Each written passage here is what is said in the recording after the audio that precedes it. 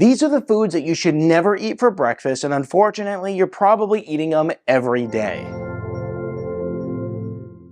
Hey Wellness Warrior, I'm Dr. Zyrowski, and when you eat breakfast in the morning, it is very important that you make the proper choices. And the reason for this is because the food that you eat first thing in the morning is going to determine how your brain works, how many calories you eat throughout the day, and what your energy is like as well. So let's make sure that we're making good choices. We're going to talk about the foods to never eat, the better options that you should be consuming for breakfast, and then also what to do when everything is going wrong here.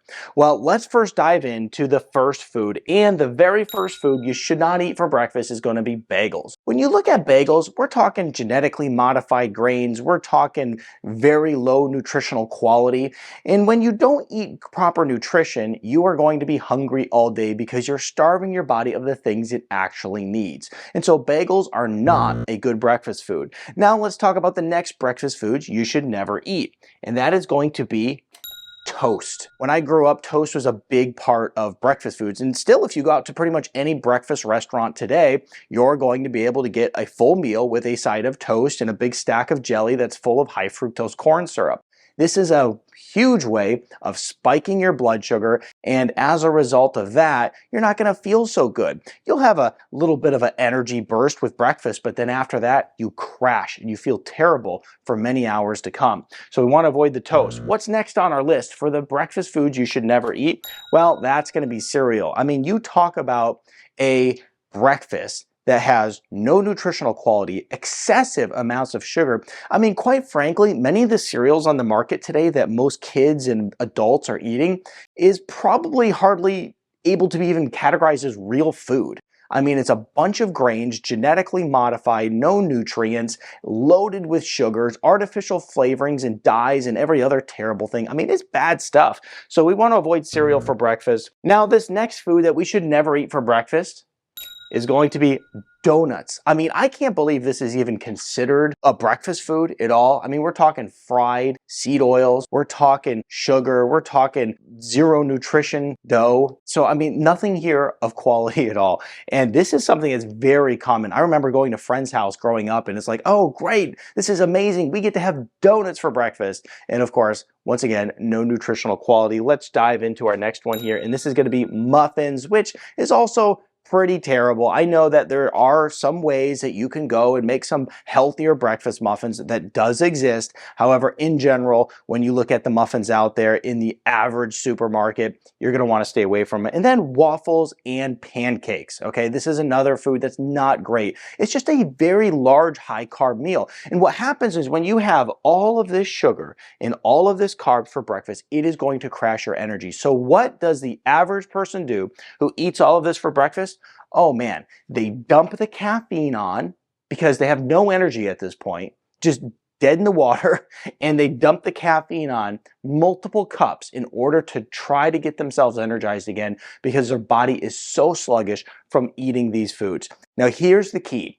Every study out there shows that when you eat protein and fats for breakfast, your day is going to go much smoother. You're going to have more energy. You're going to feel better. You're not going to get a big crash. But here's something that's very important too. When you're eating these foods, you're going to be hungry all day because you are spiking your blood sugar and you're not going to feel well. When you consume protein and fats, it's a game changer. There's one study that shows that if you eat eggs for breakfast, you eat about 180 calories fewer for lunch. Imagine eating 180 calories fewer every single day for lunch. And that's only because you ate eggs for breakfast. If you're trying to lose weight, if you're trying to keep your blood sugar under control, it's a game changer simply by making that one tiny little switch. There's another study out there that shows if you consume protein for breakfast throughout the entire day, on average, you'll consume 135 calories less every single day. If you're looking to get your weight under control, if you're looking to fix your cholesterol, if you're looking to lower your blood pressure, if you're looking to lose weight, these are things that you have to pay attention to because these tiny tweaks can change your life. Now, what are the better options that you have to start using if you want to start having better health? Well, first of all, we avoid this, but then we switch to things like eggs for breakfast, which I already mentioned. It's got good proteins in it. It's got fats in it. Excellent quality breakfast. The other thing you can do is use yogurt. We're not going to get sweetened yogurt. We're going to get non-sweetened yogurt. Put some berries in it if you want it to be a little bit sweeter. So yogurt is a great option for breakfast. We also can look to things like smoothies. You can put some greens, you can put some fruits, you can put some protein in it, you can put some fats in that smoothie. Excellent breakfast that you can custom make exactly how you like. With the amount of protein you want, the amount of fats you want, you can look at your macros, you can dial it in, and you can get tons of good nutrients in there. And when I make smoothies, I like to have a little bit of fun with them. Sometimes I'll put probiotics in them. Sometimes I'll put good healthy omega-3s in them. I'll put all kinds of stuff in there just so I'm getting good healthy nutrition.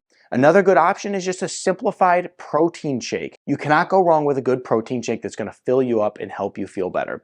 And then the last thing that you could always use too is a protein bar. If you could get a good quality protein bar that doesn't have any sugar in it, no artificial flavorings and stuff like that, that is a good way to go. And then lastly, don't ever be afraid to just simply intermittent fast, because if you truly want to get control of your diet, of your life, intermittent fasting is a really good tool to use in order to start cutting calories, to start allowing your body to heal, to start healing your gastrointestinal system, lowering inflammation. There's so many benefits to it. So just simple 16 and 8 intermittent fasting is a fantastic way to improve your health.